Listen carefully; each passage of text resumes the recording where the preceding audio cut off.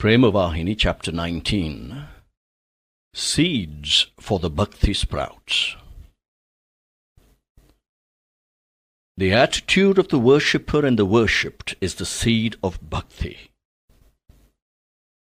First, the worshipper's mind is attracted by the special qualities of the object of worship. He tries to acquire for himself these special qualities. This is the sadhana. In the early stages of sadhana, the distinction between worshipper and worshipped is full. But as the sadhana progresses, this feeling will diminish. When attainment is reached, there will be no distinction whatsoever. Whatever may be the object of worship one has grasped and loved and sought by sadhana, one should have firm faith that Jivatma is Paramatma. There is only one wish fit to be entertained by the sadhaka, and that is the realization of the Lord, Ishvara Sakshatkara. There is no room in the mind for any other wish. That is why Kunti Devi prayed thus to Lord Krishna: "Let us have always, O Jagadguru, distress and misery, if only you grant us your darshan, the darshan which destroys rebirth." The bhakta who desires the Supreme and seeks to attain it should have this mental attitude. Then, regardless of joy and sorrow, without any worry about one's own satisfaction, he will engage himself in sadhana firmly, uninterruptedly, and with conviction. And after understanding the reality, he will have full contentment. From this point of view, there is no difference between a Jivan Mukta and a Bhakta. They are both beyond ahamkara or ego, Prakriti with its three attributes of gunas, and Varnashrama Dharma. The hearts of such will be full of compassion and the urge to do good to the world. It is their Brahmanandam, supreme bliss, which impels them to act in this way. Such a bhakta will have no desires, for desires are the products of feelings of I and mine, of ahankara and mamakara. It is only after they are uprooted that a person becomes a bhakta, isn't it? So there can be no room in him for desire. He is a bhakta of Amrita Swarupa, immortal nature. For one with that Amrita Swarupa, there can be no appetite except for the sweetness of Ananda or bliss. Prema Vahini, Chapter 20. For a sadhaka, today is his, but tomorrow? Yama, the god of death, is as omnipresent as Shiva. Yama is associated with the deha, or body. He cannot affect the jiva. Shiva is associated with jivi, but he will not allow the body to subsist for any length of time. The body is the essential vehicle for the jivi to understand its real nature. Still, who knows when it will become the target for the attention of Yama, the master of the deha or body? Who knows when this body will get entrapped in the coils of Yama's ropes? The jivi, burdened with this easily destructible body, must grasp the above-mentioned caution and be all eager to merge in Siva, whatever the moment, that very moment. No single moment that is passed by can be turned back. People usually delay doing some things, today's till tomorrow, and yesterday's till today. But the tasks of sadhana are not of such a nature. For them there is no yesterday and no tomorrow. This very moment is the moment. The minute that has elapsed is beyond your grasp. So too, the minute that is approaching is not yours. It is only that jivi which has engraved this understanding on its heart that can merge in Siva. Without assimilating this truth in the heart, the jivi is immersed in aims of today and tomorrow based on the assumption that the body is all-important. It thus lays the foundations for worldly attachment. And so it is born again and again with body and continues to have the darshan of yama. It is the right of the sadhaka to have Shiva darshan and not Yama darshan. He will not wish for it nor even contemplate it. Only those who have this relationship of the deha and the jiva are men. Those who have realized this principle will not flag even to the slightest extent in their sadhana. These days man is content with visualizing and experiencing evanescent worldly joys. He has no rest. Spending the nights in sleep and the days in eating and drinking, he grows and grows until in his old age death pursues him. Then he cannot decide where to go or what to do. All his senses have weakened. No one, nothing can rescue him, so he ends as obedient meat to the jaws of death. How sad it is that this human life, precious as an invaluable diamond that cannot be priced at all, has been cheapened to the standard of a worn-out, worthless coin. There is no use repenting after wasting time without profit, without meditating on God or practicing any sadhana to realize Him. What is the use in planning a well when the house has caught fire? When is it to be dug? When will water become available? When is the fire to be extinguished? It is an impossible task. If, at the very start, there was a well ready, how helpful it would be on such critical occasions. Beginning to contemplate on God during the last moments of life is like beginning to dig the well. So if, from now on, one equips himself by the contemplation of God off and on, it will stand him in good stead when the end approaches. Start today the sadhana that has to be done tomorrow. Start now the sadhana that has to be done today. One does not know what is in store the next moment. Therefore, there should be no delay in engaging oneself in the sadhana that has to be done. Physical stamina is also necessary for the sadhana, and so the body has to be tended, though over-tending causes damage. To the degree that is essential, it should be looked after with great care.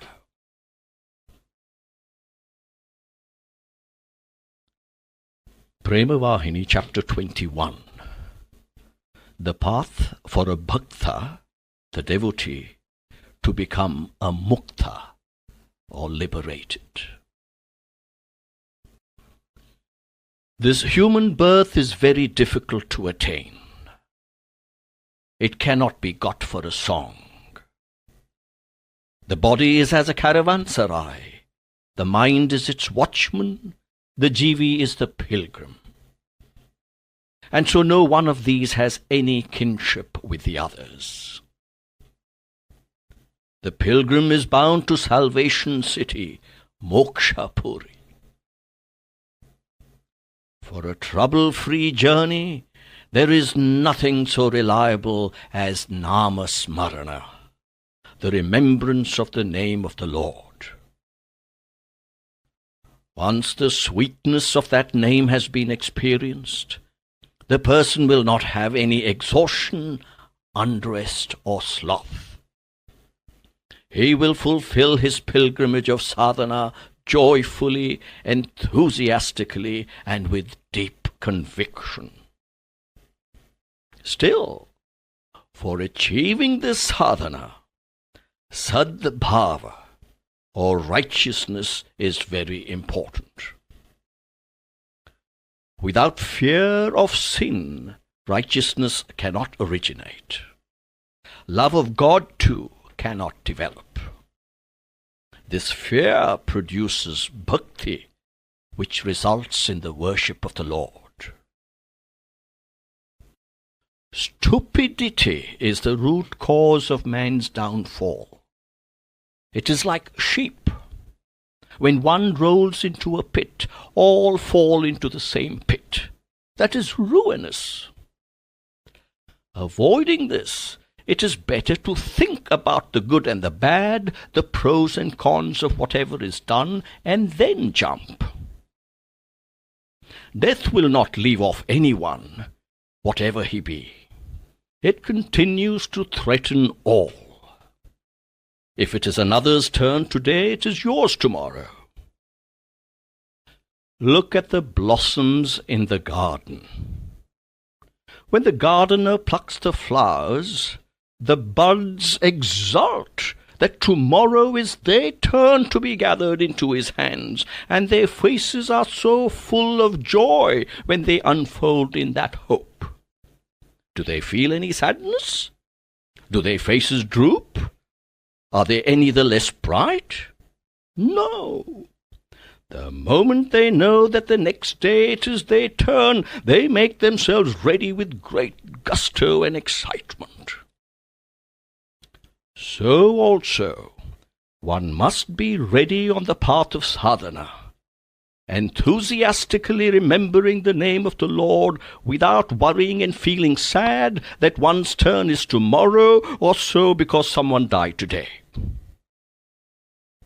The body is like a tube of glass. Inside it the mind is ever changeful and restless. Seeing its antics, death keeps laughing. The bird, jiva, is in the nine-holed pot. It is a wonder how the bird has a body, how it came into the pot, and how it rises up and goes. The suras, that is the devas, the gods, the angels, the munis, that is the sages, and naras, that is human beings, of the 9 khandas or continents and the 9 dvipas or islands, are all undergoing the sentence of carrying about with them the burden of the body. Now, of these, who are the friends and who the enemies? When egoism dies out, all are friends. There are then no enemies. This lesson has to be remembered by all. Man is experiencing joy and misery through the year. Therefore, avoiding the cruel arrows of hard words, one should use words that are sweet, pleasant, and soft. And with that softness, add the sweetness of truth. To make the word soft, if falsehood is added, it would only clear the way for some more misery. A person who has become a sadhaka should use very soft, sweet, true, and pleasant words. Such persons can be recognized by their good qualities themselves. Thus, of those who have become sadhakas, the manas or mind is Mathura, the hridayam or heart is Dwaraka, and the deha or body is Kashi, Banaras. At the seat of the 10th gate, it is possible to realize the Param Jyoti, the supreme effulgence. All efforts are of no avail if the heart is not pure. Look at the fish. Living as it does perpetually in water, has it rid itself of its foul smell to any extent? No. The vasanas, the cravings, the attachments of man will not disappear even if he is immersed in many heart-purifying sadhanas, so long as the heart is full of the illusion of egoism. Such a man, if he is desirous of getting rid of the feeling of I and mine, must worship Hari or God. He must become a sadhaka without likes and dislikes. Vikaras, agitations of the mind like these, cannot coexist in the same heart with the sadhu nature. Light and darkness can never coexist at the same place at the same time. Isn't it so? He whose heart is ruled by the group of 6 passions can have only ahankara as his mantri or minister. Those who have such a mantri or minister are worse than foolish men, however great they claim to be as pandits, sadhus or sannyasins. Can a donkey carrying perfume become an elephant? Can an ass change into an elephant simply by carrying a bundle of sandalwood? It can appreciate the weight and not the scent. But the elephant pays no regard to the weight, it inhales the sweet scent. So too, the sadhaka or the sannyasin or the bhakta will take in only the pure truth, the pure essence of good activities, of godliness, and of the Shastras, the Vedas, and the Upanishads.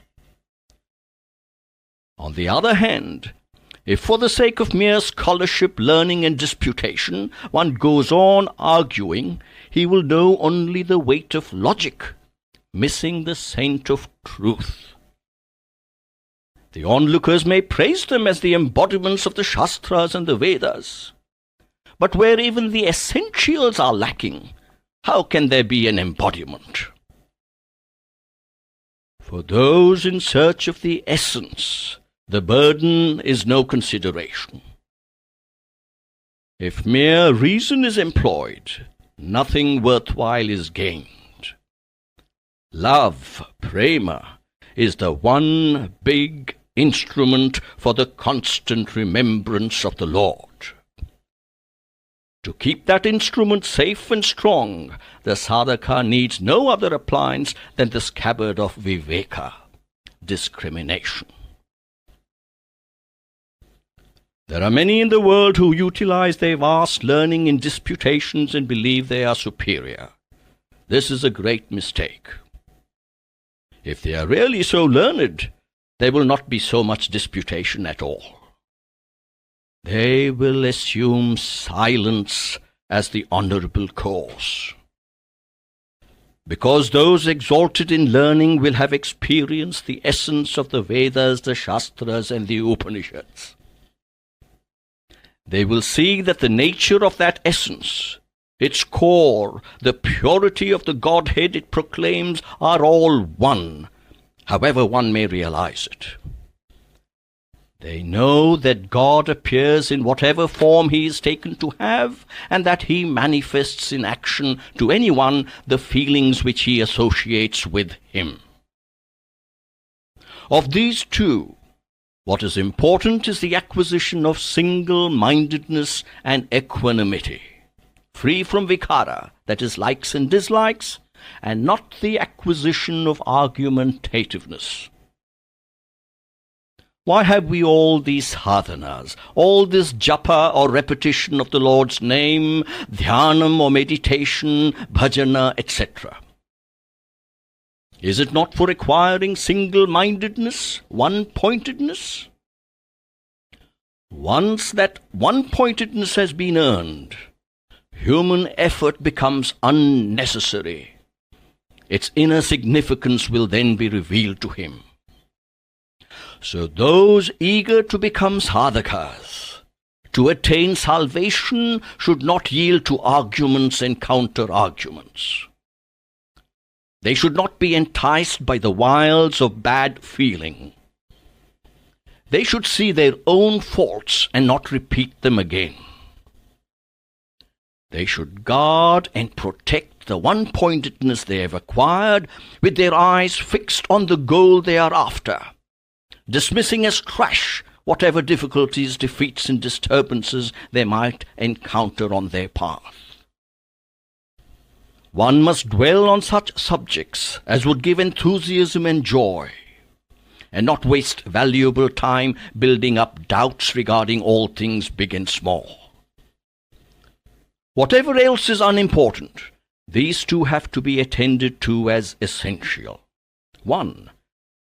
The conceit that one knows everything. And 2. Doubt whether it is or is not. These are the two chief enemies of the sadhaka. What does it matter who these enemies are? One should decide for oneself that one is firmly fixed in one's reality. If that is pure, everything is pure. If that is true, everything is true. If you wear blue eyeglasses, though nature is resplendent with many colors, you see only the color you have worn, don't you? If the world appears to you as with differences, that is due to the fault in you only. If all appears as one Prema, that too is your Prema only. For both these, the feeling in you is the cause. It is only because one has faults within himself that he sees the world as faulty. When there is no knowledge of fault in oneself, no fault can be found in others even on searching. For shouldn't one know which are faults? Now a question may arise whether the Lord himself has faults, because he too searches for faults. But how can it be said that the Lord is searching for faults? He searches for goodness only, not for faults and sins. Those are based on the standard of the gunas or the qualities of each. The Lord will not examine the wealth, the family, the gotra, the lineage, the status or the sex. He sees only the righteousness, the sadbhava. Those endowed with such sadbhava, he considers as deserving his grace, whoever they are, whatever they are. Therefore, develop sadbhava, goodness and righteousness. Live and act in joy and love. These two are sufficient. Salvation can be attained without fail. Prema Vahini, chapter 22.